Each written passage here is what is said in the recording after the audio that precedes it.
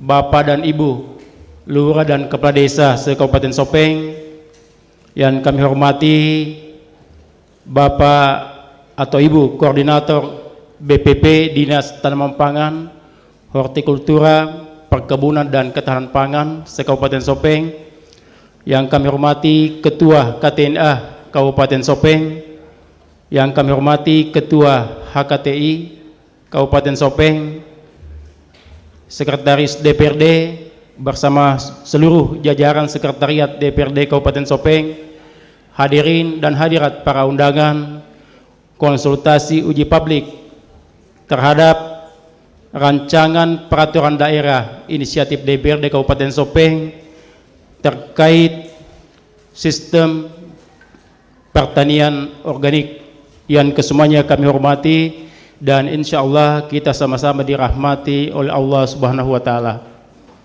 Alhamdulillahirabbil alamin wa bihi nasta'inu ala umur dunya waddin, wassalatu wassalamu ala asyrafil anbiya'i wal mursalin wa ala alihi wa sahbihi ajmain, amma ba'd. Tak jemu-jemunya kita memanjatkan puji dan syukur kehadirat Allah Subhanahu wa Ta'ala oleh karena pada sore hari ini kita diberikan inayah, rahmat dan taufiknya sehingga kita bersama-sama hadir di tempat ini sebagai satu kesatuan tugas dan amanah di dalam bagaimana membawa masyarakat dan Kabupaten Sopeng ini ke hal yang lebih sejahtera, lebih maju, dan tentu punya daya saing di antara daerah-daerah yang ada di Indonesia dan terkhusus di Provinsi Sulawesi Selatan. Tentu kami dari Badan Pembentukan Peraturan Daerah DPRD Kabupaten Sopeng menyampaikan ucapan terima kasih dan apresiasi yang setinggi-tingginya.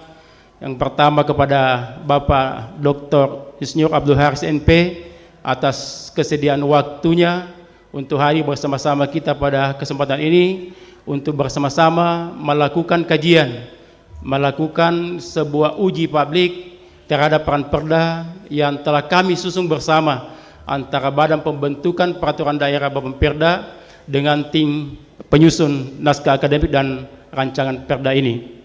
Dan tentu kepada seluruh stakeholder, pemangku kepentingan, baik SKPD terkait maupun organisasi kelompok tani, gabungan kelompok tani dan yang tergabung di dalam KTNA dan HKTI Kabupaten Sopeng atas waktu dan kesempatannya juga pada hadir pada kesempatan ini.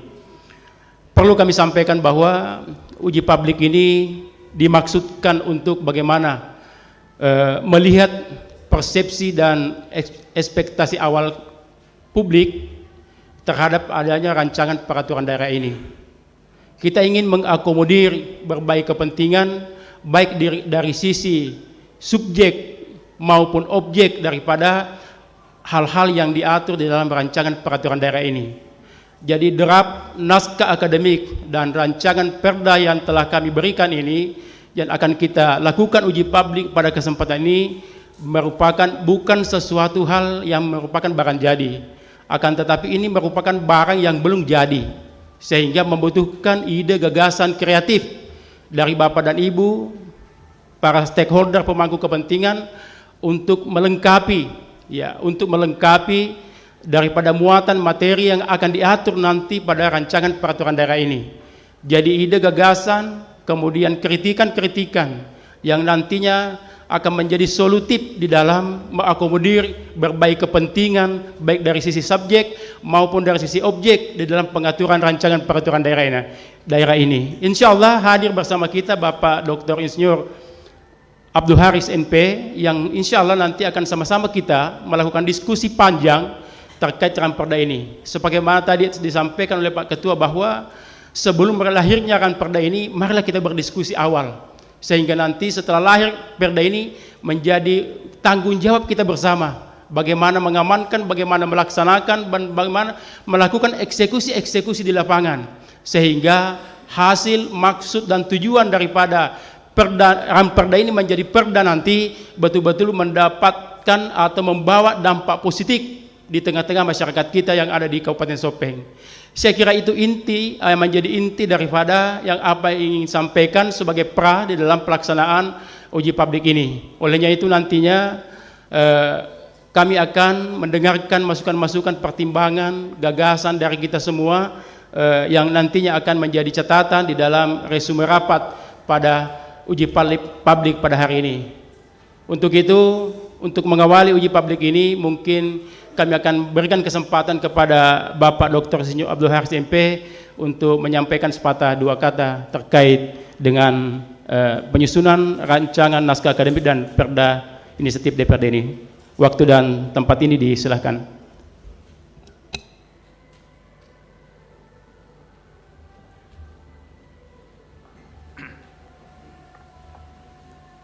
Baik, terima kasih.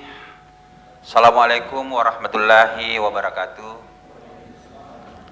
Yang saya hormati Ketua DPRD Kabupaten Sopeng yang barusan saja ada urusan sesuatu hal yang sangat penting. Kami tetap sangat apresiasi dan menghormati beliau sebagai Ketua DPRD Kabupaten Sopeng atas kehadirannya tadi. Yang saya hormati Ketua Bapemperda bersama dengan anggota. Yang saya hormati tim pengharmonisasian ya, produk hukum daerah. Yang saya hormati Kepala Dinas Tanaman Pangan yang hadir di tempat ini, para camat, lurah dan kepala desa. Yang saya hormati Ketua KTNA bersama anggota, para pengurus kelompok tani dan HKTNI, dan anggota DPRD Kabupaten Sopeng yang saya muliakan. Alhamdulillahirrabbilalamin, wassalatu wassalamu ala asyrafil anbiya'i wal mursalin, Sayyidina Muhammadin wa ala alihi washabihi ajmain, amma ba'd. Tentu pertama-tama puji syukur kita panjatkan kehadirat Allah Subhanahu wa taala atas inayah rahmat ya, sehingga pada sore hari ini kita masih diberi peluang rahmat hidup, nikmat kesehatan untuk hadir di tempat ini. Kepada Nabiullah Muhammad SAW, tak henti-hentinya pula kita mengirimkan salawat dan salam kepada beliau sebagai Nabi yang telah membawa kita semua dari alam jahiliyah menuju cahaya iman dan ilmu pengetahuan. Bapak Ibu yang saya hormati, perkenalkan saya bahagian dari tim penyusun naskah akademik tentang Ramperda pertanian organik bersama dengan teman-teman atas inisiatif DPRD untuk uji publik Kabupaten Sopeng. Sebelum nanti kita banyak berdiskusi tentang bahasan ini, sebagaimana disampaikan tadi ya, bahwa kalau kita lihat ada slide di belakang itu, kenapa tidak ada nomornya ya, karena memang ini belum menjadi peraturan daerah ya, ini baru rancangan yang akan kita mau bahas. Kita akan uji publik seberapa jauh ya yang harus kita cermati. Kalau sekiranya pada saat penyusunan naskah akademik ini hanya 3, 4, 5 orang, berarti 5 kepala yang berpikir, dengan kehadiran Bapak Ibu ini tentu lebih jauh lagi yang harus kita rampung atau tampung dari berbagai masukan-masukan yang nantinya.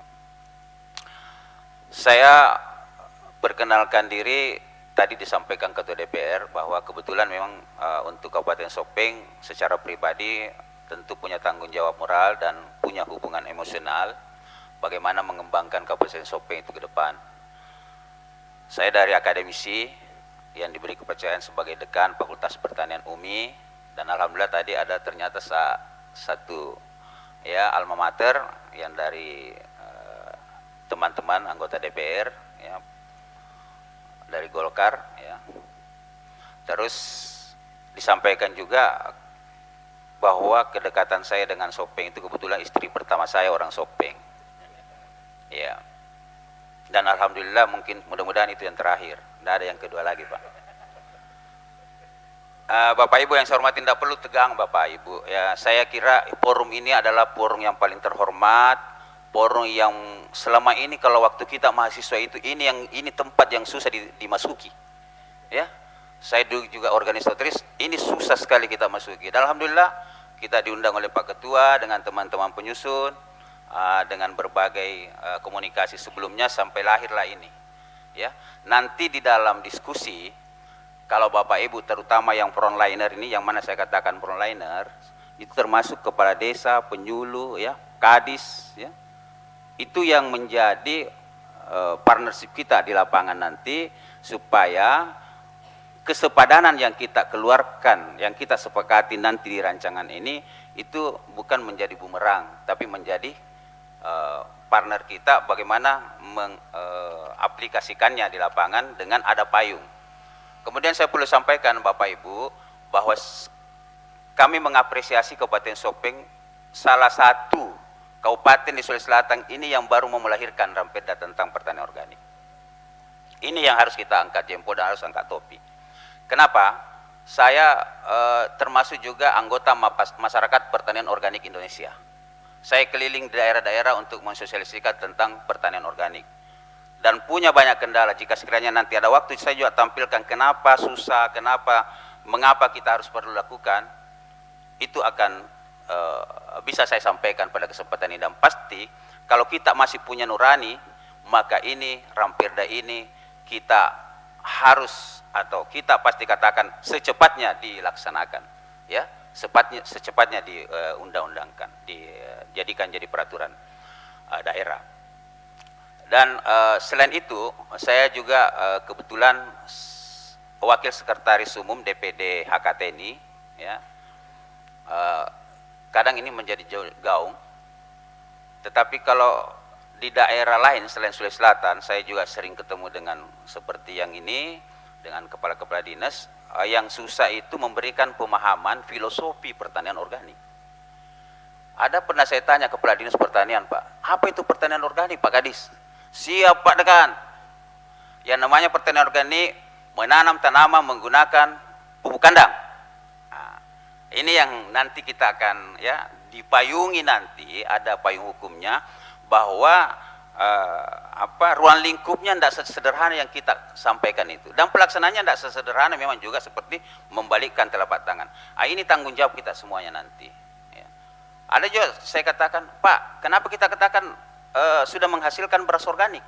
Dia bilang, ya Pak, kan saya menanam beras ini, padi ini, saya panen, selama saya tanam sampai saya panen, saya menggunakan pupuk organik, pestisida organik, ya, herbisida organik. Tapi di dalam filosofi pertanian organik bukan itu, Bu, Bapak, ya. Tidak sesederhana itu bahwa ditanam menggunakan pupuk organik, hasilnya dikatakan produk organik, belum sampai ke sertifikasi, belum sampai labelisasi. Karena kenapa? Ya, pertanian organik itu bukan pada saat kita menanam dari benih sampai produksi, tetapi banyak yang harus kita secara holistik. Ini sudah dituangkan di Ramperda ini. Kenapa saya tidak sedetail yang saya harus sampaikan kepada Bapak Ibu? Masing-masing sudah ada di tangan kita. Silahkan dibaca pack to pack, halaman per halaman, apa yang harus kita tambahkan, apa yang harus kita kritisi, apa yang harus kita diskusikan. Karena ini menjadi suatu uji publik, ini inisiatif DPRD, ya, produk nanti ini untuk kita semuanya. Nah, makanya saya katakan tadi, satu-satunya di Sulawesi Selatan itu baru ini, ya, kami ada kerjakan pendampingan di Sulawesi Barat. Itu sudah melaksanakan, sudah ada percontohan. Ada namanya desa mandiri organik, itu sudah ada juga di Jawa. Kebetulan saya S2 saya di Malang. Saya banyak konsen di organik dan memang riset saya di pertanian organik. Kalau kita mau bertengkar tentang organik, tidak ada masalah. Silakan kita buka-bukaan sekarang apa yang Anda pahami tentang pertanian organik. Saya bisa jelaskan sesuai dengan kemampuan saya tentang pengembangan pertanian organik. Kemudian Bapak Ibu yang saya hormati,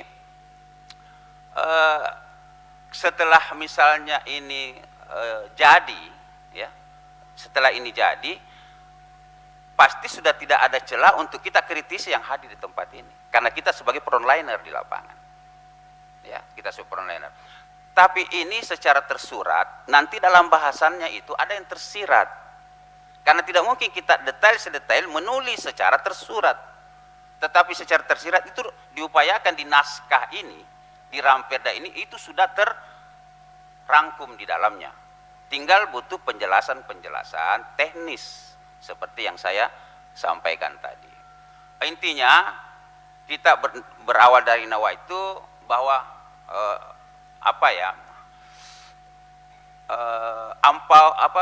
khairun nas ampauhum linnas. Sebaik-baik manusia adalah manusia yang bermanfaat sesama manusianya. Kebaikan kita bukan secara langsung tapi secara tidak langsung. Karena kenapa? Semua manusia di muka bumi ini, negara apapun, di bidang pertanian, kalau tidak melakukan yang namanya pertanian organik, anak cucu kita mati. Itu kuncinya. Jadi filosofinya begini, pertanian organik ini tidak bisa tidak dilakukan, Pak. Itu sudah harga mati.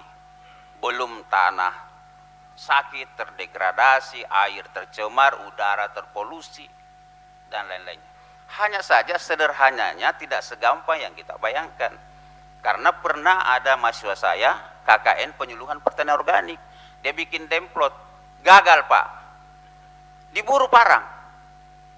Ya, diburu parang. Karena memang sederhana itu. Padahal sebenarnya rohnya pertanian organik itu bukan di tanaman. Revolusi hijau itu adalah tanaman. Orientasinya maksimalisasi produksi. Kalau pertanian organik itu orientasinya optimalisasi produksi. Tetapi orientasinya tanah dan tanaman. Nah, itu yang susah. Sehingga kalau mau dibandingkan organik dengan anorganik, memang susah Pak dari sisi produktivitas, produksi tanaman. Tetapi dari sisi kesehatan tanah, resiliensi tanah, perbaikan mikroorganisme tanah, untuk mendukung sebagai daya dukung ke depannya untuk anak cucu kita. Ya, bukan sekarang yang kita menikmati ini pertanian organik. Kalau bukan sekarang, kapan lagi? Kalau bukan kita, siapa lagi?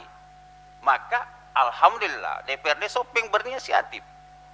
Dan ini kita harus apresiasi. Nah, oleh karena itu, kalau slide demi slide, Bapak Ibu di situ mulai dari dasar hukumnya, undang-undang dari peraturan pemerintah, peraturan menteri, kemudian nanti dipayungi dengan keluarnya Perda, ya. Di situ ada lengkap tujuan dan sasaran, ya, luar ruang lingkupnya, budidaya, saprodi sampai di hulu dan hilirnya. Itu sampai pengawasan, Pak. Ya. Tapi saya inginkan sebenarnya Bapak ini, saya mau tahu, saya ingin membayangkan yang stakeholder di sini, bantahlah ini atau tolaklah ini. Kita diskusi sekarang. Seberapa besar Bapak sampai dia mengatakan saya bantah, saya tidak mau dengan ini. Itu yang kita inginkan, Pak. Supaya lahir suatu kesepakatan bahwa ini saya sudah bantah waktu di gedung DPRD Sopeng dan memang kenyataannya saya tidak bisa tidak lakukan, maka Bapaklah yang menjadi frontline dari lapangan. Itu harapannya kita, Pak, ya. Jadi saya tidak bisa baca detail-detail, Pak, itu kan mengambil waktu saja, ya Bapak Ibu. Yang jelas secara ruang lingkup ini kan ada dasar hukum kita di dalam penyusunan ini, ya. Tentu di situ Bapak bisa melihat bahwa ternyata banyak hal yang kita bicarakan tentang pertanian organik itu sendiri, mulai definisinya Bapak Ibu, ya, di ruang lingkupnya, kemudian mulai dari benih sampai produksi, ya, saprodi, ya, kemudian pasca panen, pengawasan, sertifikasi, ya, dan terutama adalah nilai konsumsi atau nilai asupan yang masuk di masyarakat kita atau di warga negara kita. Karena dalam hal ini pertanian organik itu terkadang kita ini dinilai-bobokkan. Saya ada satu hal yang saya harus sampaikan. Jangan kita tertipu dengan, mungkin saya secara pribadi atau ada di antara keluarga saya yang belum memahami atau ada di antara kita, jangan kita tertipu antara labelisasi dengan sertifikasi. Banyak yang beredar sekarang ini, Pak, pupuk organik, tapi labelisasi, bukan sertifikasi. Beras organik, labelisasi, bukan sertifikasi. Buah organik, labelisasi, bukan sertifikasi. Karena kenapa? Hasil organik itu yang saya katakan tidak segampang. Kalau mau dikatakan produk organik itu ujung-ujungnya terakhirnya harus tersertifikasi. Tetapi tidak bisa pada saat kita nanam kemudian memetik hasilnya dikatakan hasil itu adalah organik. Minimal 5 tahun Bapak Ibu di suatu tanah, apalagi sudah residu nutrisi anorganik di tanah itu sudah terkontaminasi beberapa puluh tahun sebelumnya, maka perlu ada resiliensi perbaikan tanah dulu. Itu minimal 5 tahun teorinya itu Pak, sepakat semua profesor tanah di Indonesia.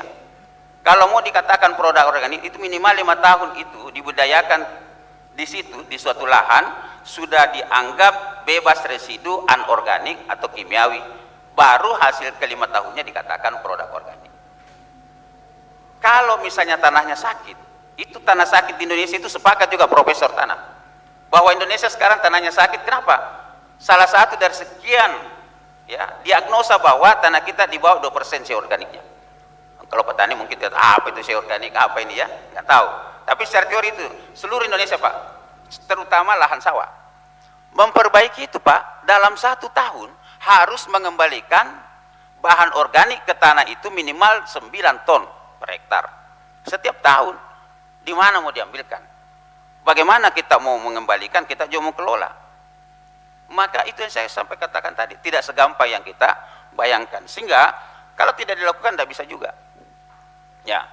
Itu pengantar saja ya Pak Ketua, Pak Sekretaris, pengantar saja kepada Bapak Ibu. Harapan saya uji publik ini Bapak Ibu itu tantanglah untuk sementara, baru kita cari solusi ya. Atau kalau langsung sepakat berarti Bapak memang harus, itu yang harus dipahami untuk sekarang ya. Karena detail-detail kami sudah menuangkan di dalam naskah ini, itu sampai sekecil apapun itu bisa kita definisikan. Nah, yang saya cerita tadi tentang kepala dinas itu, yaitu sesederhana memang dia bayangkan apa itu pertanian organik. Padahal semuanya dari hulu sampai hilir secara holistik kita harus berbicara tentang organis.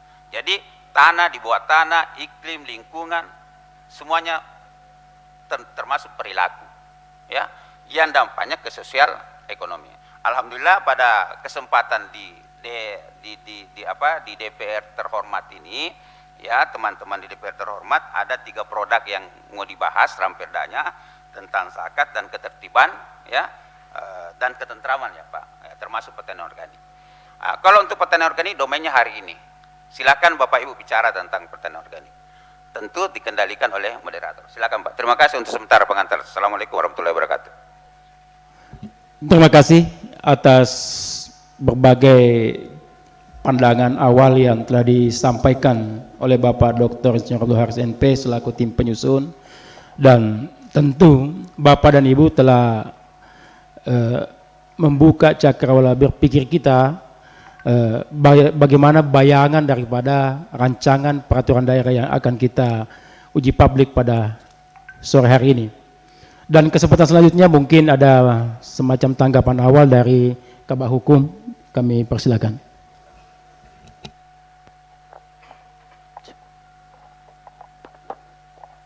Terima kasih Ketua Bapemperda. Bismillahirrahmanirrahim. Assalamualaikum warahmatullahi wabarakatuh.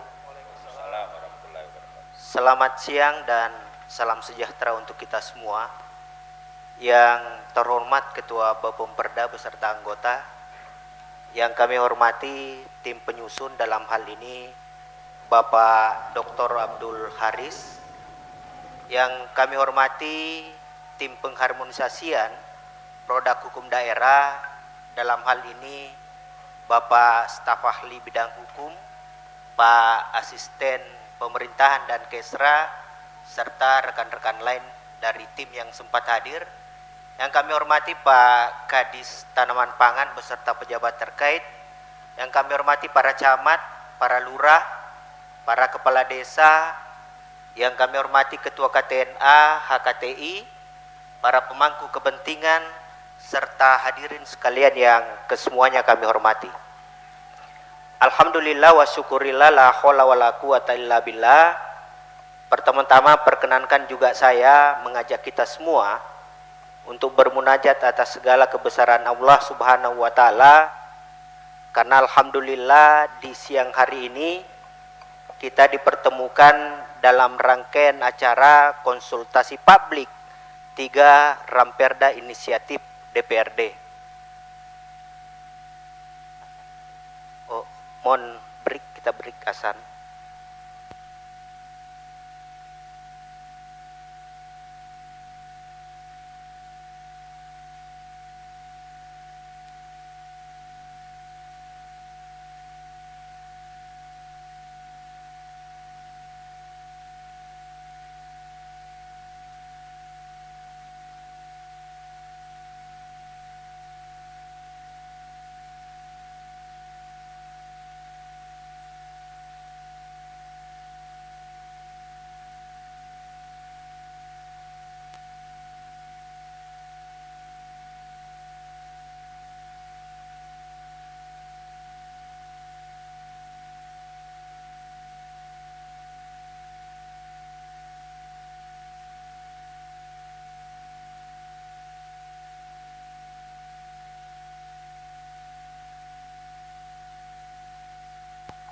Ya, izin kita lanjut.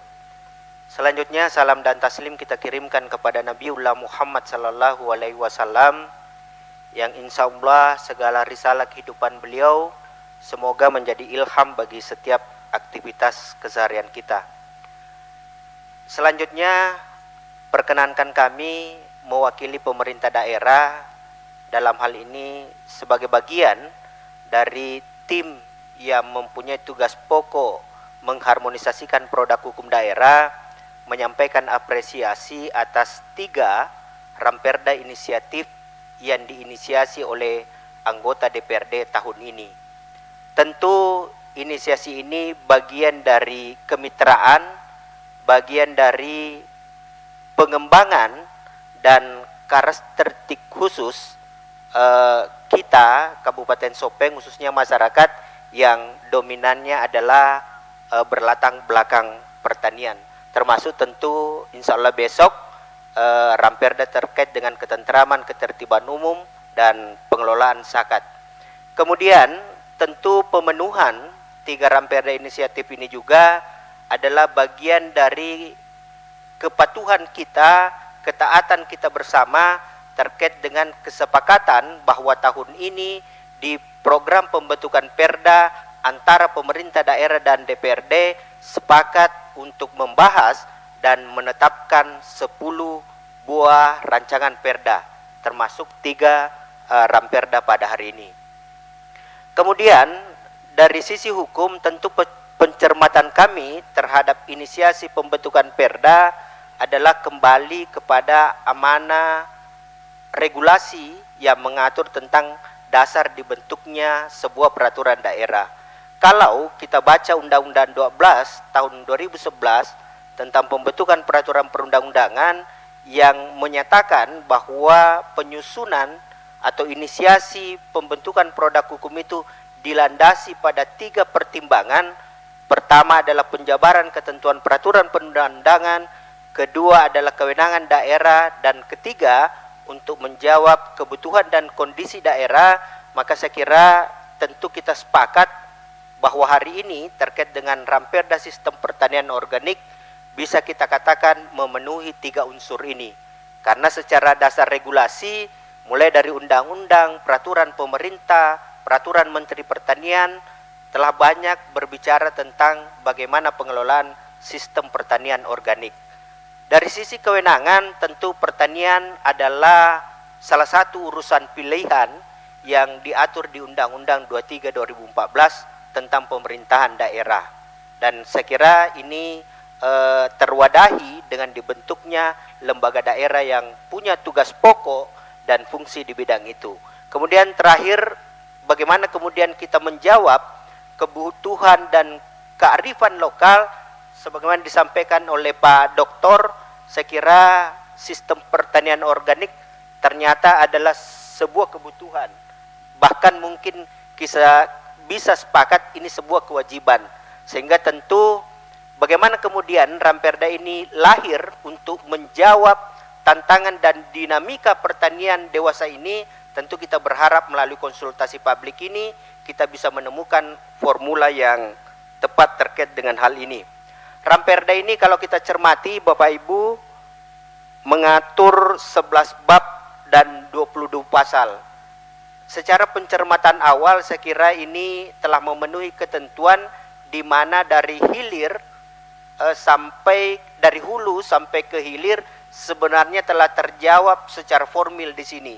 Bagaimana maksud dan tujuan lahirnya Ramperda ini, seperti apa budidayanya, kemudian pelaksanaannya seperti apa, ada juga pemberian insentif dan disinsentif, kemudian tadi juga disampaikan bagaimana proses sertifikasinya, termasuk apa yang menjadi kewenangan daerah dan bagaimana kemudian pembinaan dan pengawasan akan dilakukan terhadap Ramperda ini terjawab secara makro dan formil dalam Ramperda ini. Sehingga saya kira tentu kami juga berharap bahwa melalui konsultasi publik ini kita bisa memberikan pencermatan secara yuridis, secara sosiologis maupun secara secara sosiologis, karena kehadiran kita bukan hanya sebagai pemangku kepentingan tetapi juga sebagai pelaku atau subjek dan objek dari sistem pertanian organik yang diatur dalam Ramperda ini. Saya kira mungkin seperti itu awal yang bisa kami sampaikan. Demikian, Assalamualaikum warahmatullahi wabarakatuh. Baik, terima kasih Bapak Kabak Hukum atas pandangan dan tanggapan yang disampaikan. Jadi dua pembicara telah mengawali diskusi uji publik kita pada sore hari ini, dari Pak Dokter tadi dan dari Bapak Kabak Hukum. Sebagaimana kita ketahui bersama bahwa dari 12 bab dan 22 pasal yang telah diatur di dalam Ramperda ini, tentu tidak menutup kemungkinan nantinya dalam diskusi, perkembangan diskusi ini bisa saja bertambah dan tentu bisa saja berkurang. Tergantung dari sejauh mana kita bisa memberikan suatu tanggapan, kritikan, dan ide-ide kreatif kita, sehingga betul-betul Ramperda kita ini dapat lebih sempurna dari apa yang telah kami bersama tim penyusun untuk susun secara bersama-sama. Baik, untuk kesempatan selanjutnya kami persilahkan kepada Bapak dan Ibu para stakeholder pemangku kepentingan untuk memberikan tanggapan dan kita diskusikan bersama terkait pasal demi pasal, mulai dari awal dari peraturan perundang-undangan yang menjadi rujukan. Kalau tidak salah ada 19 peraturan perundang-undangan terakhir, yaitu Permentan nomor 64 tahun 2013 tentang sistem pertanian organik. Dan mungkin kesempatan pertama kami persilakan mungkin dari Bapak Kepala Dinas Tanaman Pangan, Hortikultura, Perkebunan dan Ketahanan Pangan. Disilakan. Bismillahirrahmanirrahim. Assalamualaikum warahmatullahi wabarakatuh. Bapak pimpinan, kami ketua Bapak Perda, Bapak narasumber dan Bapak Hukum. Pertama-tama mari kita panjatkan syukur kepada Allah Subhanahu wa taala karena bisa hadir pada kesempatan ini. Yang kedua, apresiasi setinggi-tingginya akan disampaikan kepada Bapak Ibu anggota Dewan Kabupaten Sopeng yang telah menginisiasi perda tentang pertanian organik ini. Sebenarnya kami dari dulu selalu mencita-citanya Pak seperti ini. Karena kami salah satu kepala dinas yang tergabung dalam Algoi Indonesia selalu ditantang apa yang bisa Bapak lakukan, pertanian organik yang Bapak lakukan selama ini kalau tidak diakui secara normatif itu tidak bisa jalan Pak. Kemarin saya sampaikan kalau di Kabupaten Sopeng Pak itu kami di sini sudah menganggarkan pertanian organik.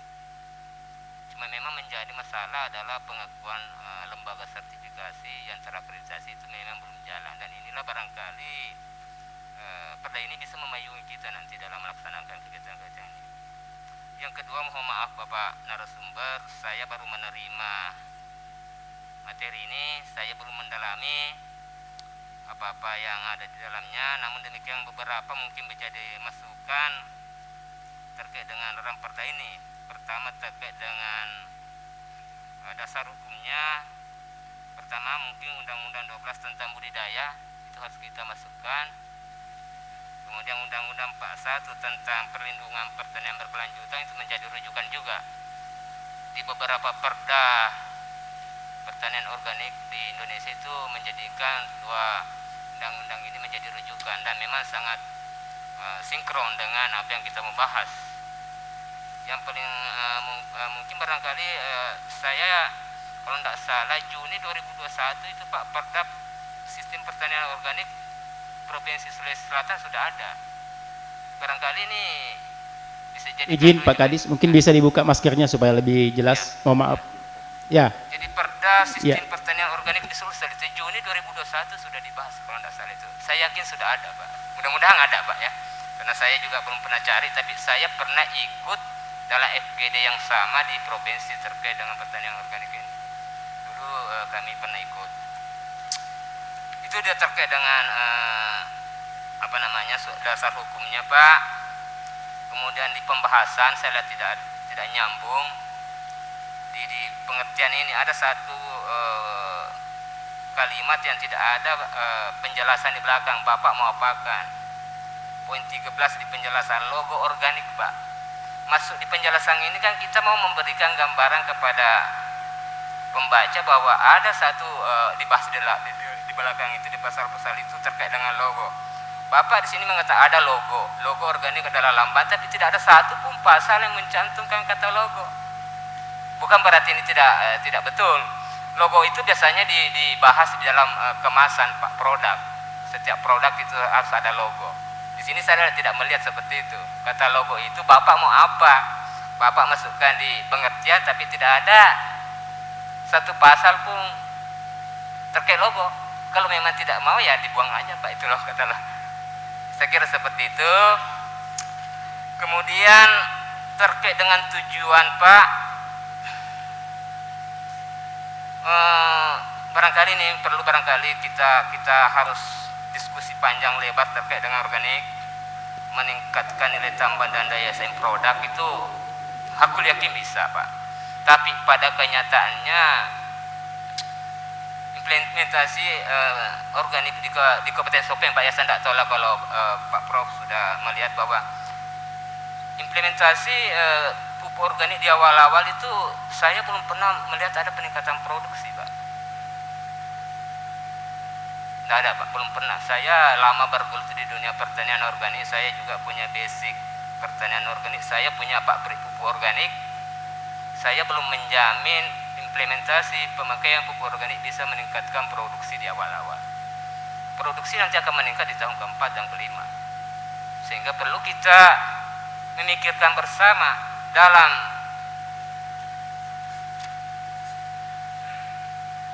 ruang lingkup. Di sini kan ada ruang lingkup Bapak masukkan pasal 4. Ada 3 yang menurut saya perlu kita pikirkan.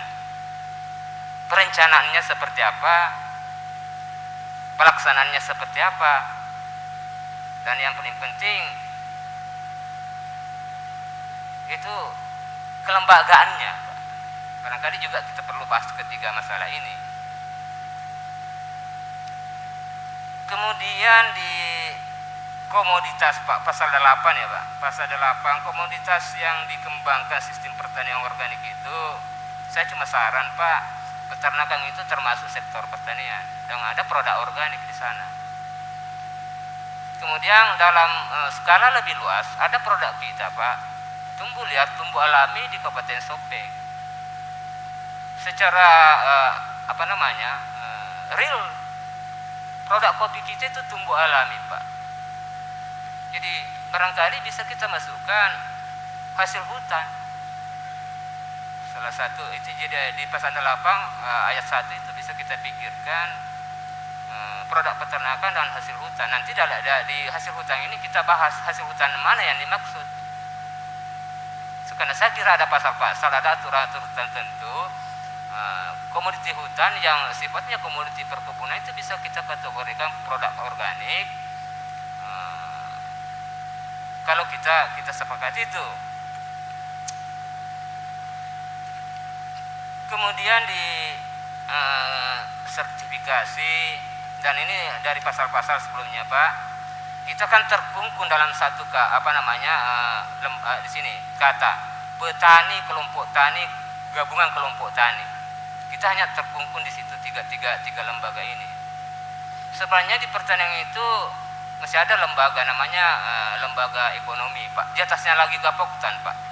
Di atasnya lagi gabungan kelompok tani, dan itulah harapannya pemerintah sekarang, bahwa setelah Gapoktan berkembang di atasnya masih ada lagi namanya lembaga ekonomi.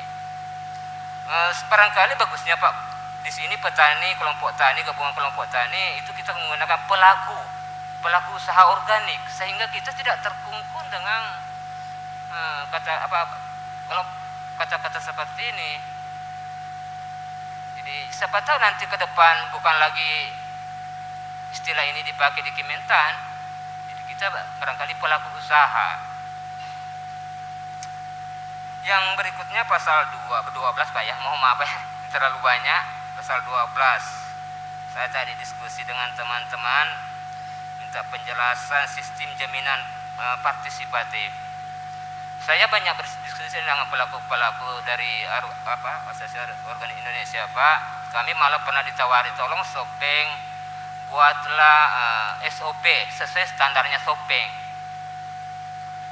Nah, apakah sistem jaminan partisipasi, sertifikasi melalui sistem jaminan partisipasi ini yang dimaksud SOP sesuai standar Sopeng, atau ada penjelasan lain, Pak? Mohon diberikan kami pemahaman sedikit terkait dengan hal itu. Kemudian di verifikasi pemerintah melalui isu ini, saya kira kalau terkait dengan tugas dan fungsi pengelola sertifikasi, Pak, di situ kan ada lembaganya, Pak. Pemerintah hanya memfasilitasi kelompok tani untuk sertifikasi dan pelabelan. Jadi di sini kalau saya lihat salah satu tugas pemerintah daerah di sini adalah mengembangkan sertifikasi pemerintah melalui verifikasi dan surveillance. Apakah tidak salah di sini, Pak? Tidak tumpang tindih tugasnya lembaga akreditasi terkait dengan sertifikasi ini. Ini cuma minta penjelasan sedikit terkait dengan ini. Kemudian biasanya sih, Pak ya, ini mohon maaf, Pak, biasanya setiap ada perda ada sanksi, ada tugas dan tanggung jawab. Saya belum ada melihat ada sanksi-sanksi dari pasal-pasal ini. Ini kan ada aturan-aturan yang kita bikin, tapi tidak ada satu pun terkait dengan sanksi. Siapa tahu ada, ini mohon maaf, Pak, ini pengertian saya terkait dengan hukum sangat rendah, jadi kami mohon diberi penjelasan. Saya kira itu beberapa informasi dari kami. Mohon maaf, Pak, saya akhiri. Wabillahi taufiq wal hidayah. Assalamualaikum warahmatullahi wabarakatuh. Terima kasih Bapak Kepala Dinas Tanaman Pangan, Hortikultura, Perkebunan dan Ketahanan Pangan. Berbagai masukan dan tanggapan yang kami menganggap bahwa sangat brilian di dalam memberikan masukan dan tanggapan, dan memang seperti ini layaknya yang kita butuhkan, yang nantinya akan insya Allah akan melahirkan sebuah konsep rancangan perda yang betul-betul menjadi tanggung jawab bersama antara pemerintah daerah dan DPRD. Dan saya kira Pak Kadis tentu apa yang telah disampaikan adalah merupakan kondisi lapangan yang telah didapatkan selama ini, baik sebelum memangku sebagai menjabat sebagai kepala dinas. Saya kira hal-hal seperti ini yang disampaikan tadi merupakan hal-hal yang sangat penting dan urgen untuk kita diskusikan bersama. Yang pertama terkait dengan rujukan peraturan perundang-undangan, ada dua hal yang sempat disampaikan tadi, yaitu terkait Undang-Undang Nomor 12 tentang budidaya dan Undang-Undang Nomor 41 tentang pertanian berkelanjutan. Kemudian yang kedua, minta penjelasan terkait dengan logo organik. Ya, tentu saya kira kita sepakat bahwa bila mana ada dalam penjelasan pasal penjelasan itu berarti ada hal-hal yang diatur di dalamnya. Ya, tidak mungkin ada di penjelasan kalau tidak ada hal yang diatur. Akan tetapi didapatkan oleh Bapak Kadis bahwa tidak satu pun hal-hal yang diatur terkait dengan logo itu. Kemudian yang kedua tadi, kemudian yang pasal 4 terkait dengan ruang lingkup, baik dari sisi perencanaan, pelaksanaan dan kelembagaan, ini perlu agak diatur sehingga nanti saya kira sudah connect dengan apa yang telah disampaikan oleh Pak Dokter tadi, bahwa tentu tidak semudah membalikkan telapak tangan terkait dengan pertanian organik ini, sehingga tentu dibutuhkan perencanaan yang mapan, sisi pelaksanaannya juga, dan tentu kelembagaannya. Kelembagaan juga di sini disampaikan tadi bahwa bukan hanya berujung kepada kelompok tani, gapoktan, tapi ada semacam lembaga-lembaga ekonomi, sehingga tersimpul di dalamnya yaitu pelaku usaha organik. Ini yang perlu dipertimbangkan barangkali. Kemudian di pasal 8 terkait dengan komoditas, di mana pertanian juga merupakan ada memproduksi juga namanya organik, dan juga terkait dengan hasil hutan. Kemudian di pasal 12 terkait dengan sistem jaringan partisipatif ada standar operasional. Ini yang butuh penjelasan seperti apa, apakah memang sudah berkaitan dengan sistem operasional, standar operasional yang dimaksudkan dengan sistem jaringan partisipatif ini. Kemudian lembaga sertifikasi terkait dengan kewenangan pemerintah, karena yang namanya lembaga sertifikasi tentu ada lembaga yang mengatur, lembaga independen yang telah ditunjuk dan ditetapkan oleh pemerintah, apakah tidak tumpang tindih dengan kewenangan yang dimiliki oleh pemerintah daerah dengan itu. Kemudian menurut pandangan Pak Kadis bahwa yang namanya Perda, apakah tidak seharusnya ada sanksi sehingga Perda itu ada marwahnya, ada kekuatan hukumnya, sehingga pelaksanaan di lapangan bisa juga lebih terlaksana dengan baik. Saya kira itu mungkin untuk sementara, supaya lebih terarah mungkin bisa kita persilakan Bapak Dokter untuk memberikan penjelasan sekaitan dengan apa yang telah disampaikan oleh Pak Kadis tadi. Makasih, disilakan. Terima kasih Pak. Saya suka ini, saya bangga ini dengan Pak Kadis ini. Sebenarnya ini Pak Kadis juga terlibat sebagai pelaku ya. Selama ini sebelum memangku jabatan, makanya banyak bisa bicara, memahami tentang pertanian organik. Harapan kami juga, mohon maaf Pak Dewan, situasi ini sebenarnya bagus kalau kita rekam, recording. Oke, alhamdulillah ya. Jadi tidak sedetil itu apa yang disampaikan, karena terkadang maklum ya, umur saya sekarang sudah 50-an lebih ya. Jadi ada yang saya lupa, nanti tidak sempat. Sebenarnya ada di slide saya juga dari sekian banyak yang disampaikan Pak Kadis, itu tentang, tidak apa-apa saya rangkum saja, tapi mumpung saya ingat di tentang kelembagaan, bahwa seyogyanya itu memang itu juga suatu keniscayaan, harus ada suatu lembaga ya yang nantinya itu menjadi suatu tempat ya, tempat produk organik kita itu, dan tempat klinik organik ya masyarakat dimanapun atau domain manapun berada. Nah, ini tentu satu kelembagaan, tapi kita tidak apa-apa dari awal dulu. Kalau persoalan dasar hukum Pak Kadis ya, ini juga terkadang kita tidak bisa bedakan, karena memang kalau diilmiahkan kita tidak bisa membedakan kita bisa membedakan, tapi sesungguhnya itu serupa, tapi tidak sama antara pertanian organik dengan sustainable agriculture, farming system, pertanian organic farming dengan pertanian berkelanjutan. Semua yang kita lakukan di ranah pertanian organik itu sudah masuk sustainable agriculture. Ya, kalau misalnya tambahan payung hukumnya, pasal-pasal atau ada yang yang menyinggung tentang itu, tentang undang-undang atau peraturan itu kita bisa nanti masukkan. Tapi sungguhnya itu kalau sudah bicara tentang sustainable agriculture, berarti sudah di dalamnya itu pertanian organik. Sudah ada pertanian ramah lingkungan, sudah ada pertanian terpadu, ya, itu sudah di dalamnya.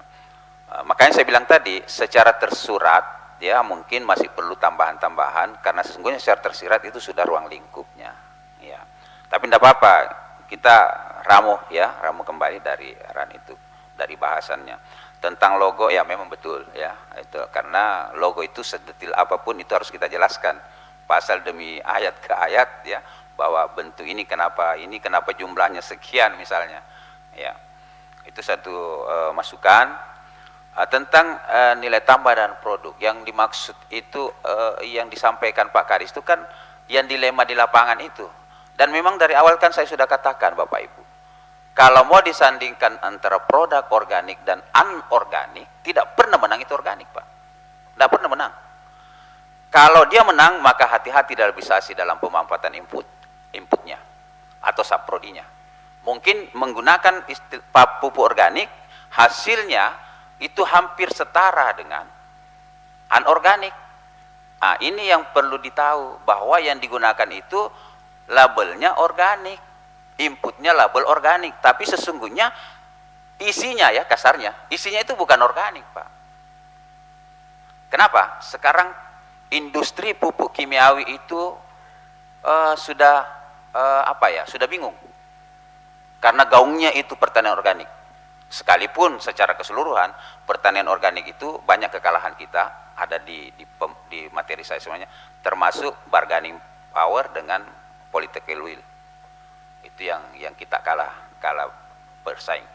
Nah, terus kembali dari situ, makanya itu Pak, pertanian organik filosofinya dulu kita harus tahu, bahwa tujuannya itu bukan di tanaman memang, tapi tujuan kita itu di tanah. Karena kenapa? Tanah ini kita sudah kurus, terdegradasi, miskin hara, dan lain mati mikroorganismenya. Petani kita semakin hari panen padi, bakar jerami, itu kan merusak. Nah, ditambah efek rumah kaca. Coba tanya petani, kenapa dibakar jeraminya? Dia bilang subur. Di mana suburnya, Pak? Bapak sebagai dinas terkait, coba analisis tanah. Yang menyebabkan subur itu kan cuma kaliumnya bertambah karena debu, abu. Tetapi secara biologis itu mikroorganismenya mati, Pak. Makanya yang dibakar itu kalau datang hujan tidak ada menyimpan air. Kapiler tanah sudah rusak. Pada saat kemarau cepat terbongkah, jadi terbelah-belah. Ya karena memang sudah tidak ada bahan organik tanah. Di dalam tanah itu tidak ada mikroorganisme yang bisa memineralisasi atau mendekomposisi. Itu secara teori. Dan mahasiswa sama, ratusan mahasiswa Pak di Fakultas Pertanian itu S1, S2, S3. Saya kebetulan ada juga bimbing di S3, S2, S3. Di Brawijaya saya juga membimbing S3. Tidak ada itu riset yang menyandingkan organik dan anorganik kalah anorganik. Yang dimaksud dengan anorganik, segala input yang diberikan di budidaya tanaman itu yang sifatnya sintetis, pupuk urea, KSP, SP36, KCL, herbisida, pestisida, pengendaliannya, pemberantasannya, pengelolaannya, tidak pernah kalah itu kalau kita menggunakan kita menggunakan pupuk hayati dan lain-lainnya. Karena memang orientasinya, ya di materi seandainya kita punya waktu, sesungguhnya itu pertanian organik itu adalah orientasinya tanah dan tanaman. Kalau revolusi hijau dulu itu Pak, pertanian itu, makanya saya bilang tadi maksimalisasi, itu arahnya ke tanaman, bukan di tanah. Itu yang menyebabkan degradasi tanah kita. Itu revolusi hijau. Betul itu Pak. Jadi peningkatan ini maksudnya peningkatan produksi itu bukan dari sisi kuantitas, hasil produktivitas per luas areal per hektarnya. Coba ditanya juga petani, tidak bisa memahami antara produksi dengan produktivitas. Kalau produktivitas itu holistik Pak, tanah dan tanaman. Kalau produksi itu tergantung dari Bapak menanam. Ada ibu, ada manusia atau petani menanam tanaman mau ambil bunga, maka produksinya bunga. Ada tanaman ditanam mau ambil akar, produksinya akar. Ada tanaman mau ditanam, mau diambil buahnya, produksinya buah.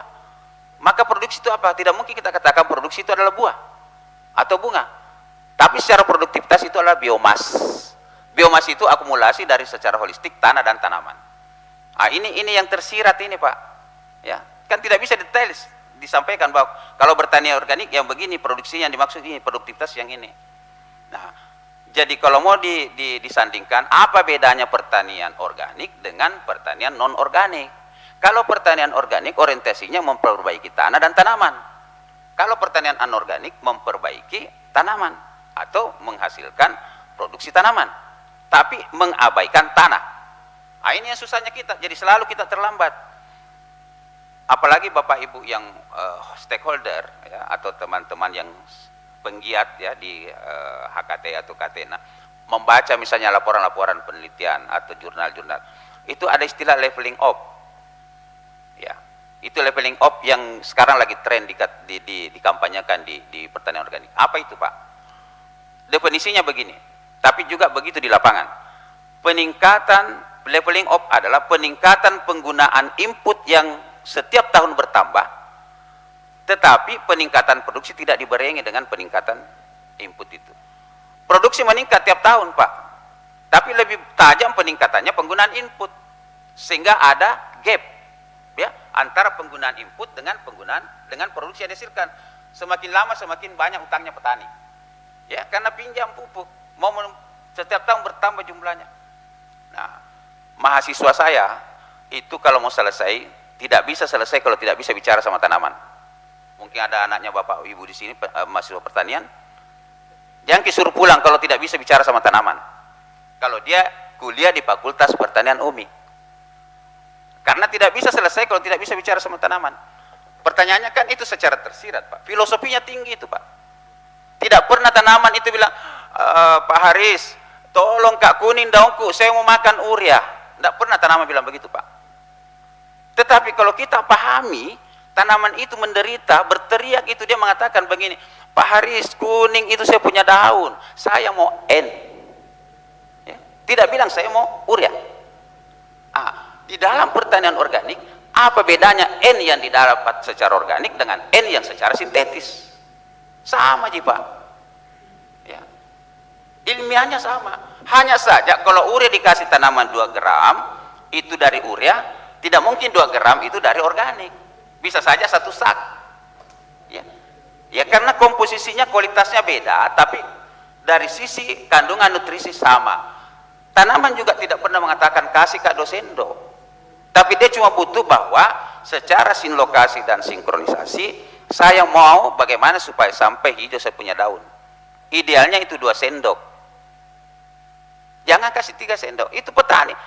2 sendok sudah dikasih, besok belum hijau, tambah lagi. Padahal tidak ada gunanya mubasir. Itu yang membuat polusi. Itu yang membuat keracunan. Itu yang membuat efek rumah kaca. Karena berbagai asimilasi N yang terbang di udara yang menyebabkan kerusakan ozon. Itu secara teori, Pak, tapi tidak sedetail itu ya. Kemudian kalau organik, Pak, itu organik tidak pernah ada kerugiannya kalau diberikan ke tanaman. Pasti lebih banyak daripada yang dibutuhkan, tidak ada masalah. Tetapi kalau anorganik, lebih daripada yang dibutuhkan, racun. Jadi bukan organik itu racun, urea itu pada saat diberikan tanaman, tapi kelebihan yang diberikan oleh petani menyebabkan racun. Nah, itu filosofinya, Pak. Jadi tujuannya pertanian organik itu mengembalikan ke tanah nanti yang mengelola baru memberikan ke tanaman. Nah, jadi betul itu, Pak, tidak bisa itu. Saya justru menyangga itu kalau ada mengatakan kita melaksanakan pertanian organik karena peningkatannya. Kalau hanya dari sisi produksi. Tetapi dari siapa? Peningkatan produksi dari sisi kualitas. Kualitas hidup, kualitas lingkungan, kualitas tanah, ya kesehatan dan lain-lain. Itu tidak bisa dinilai, Pak. Ya, dibanding dapat 2 ton dengan 1 ton, mungkin lebih tinggi nilainya 1 ton dibanding 2 ton. Itu filosofinya, Pak. Jadi itu yang harus kita kampanyekan, bahwa sesungguhnya pertanian organik itu harus kita lakukan, Pak. Ya, coba kalau ada dinas terkait, Pak, tolong dikasih penyuluh itu inventarisasi status sahara tanah. Saya juga terkadang advokasi teman-teman di daerah-daerah, kalau saya dalam penyuluhan organik, saya belum pernah melihat, ataukah saya memang gaptek atau tidak men-share, ada dinas terkait yang punya data tentang status hara, ya, status hara pertanian di wilayahnya. Itu yang susah. Karena bisa saja dia camping dengan di daerah sana, ya, daerah arah ke Batu-Batu, sama varietas yang ditanam, sama di Kabupaten Sopeng, iklim makronya sama, tapi tidak sama dalam pemberian input, Pak. Beda. Menggunakan urea di situ beda dengan menggunakan urea di situ. Tapi bagaimana cara membedakan yang mana lebih banyak memberikan? Karena tidak ada status. Ya. Jadi selain itu, saya fokus di sini, Pak. Tadi dari sisi produktivitas Pak Kadis, ya, itu maksudnya. Tapi tidak apa-apa kalau mau didetailkan lagi, alhamdulillah, ya. Nanti kita pertimbangkan. Dari hasil perkebunan tadi singgah, itu sudah masuk di hutan itu di perkebunan, Pak. Ya, sudah masuk di perkebunan dari sisi apanya, tapi tidak apa-apa. Sebenarnya itu ada nilai organik, tetapi masih kurang konsen bahwa hasil organik dari hutan, ya, karena sudah pasti sebenarnya organik. Jarang hutan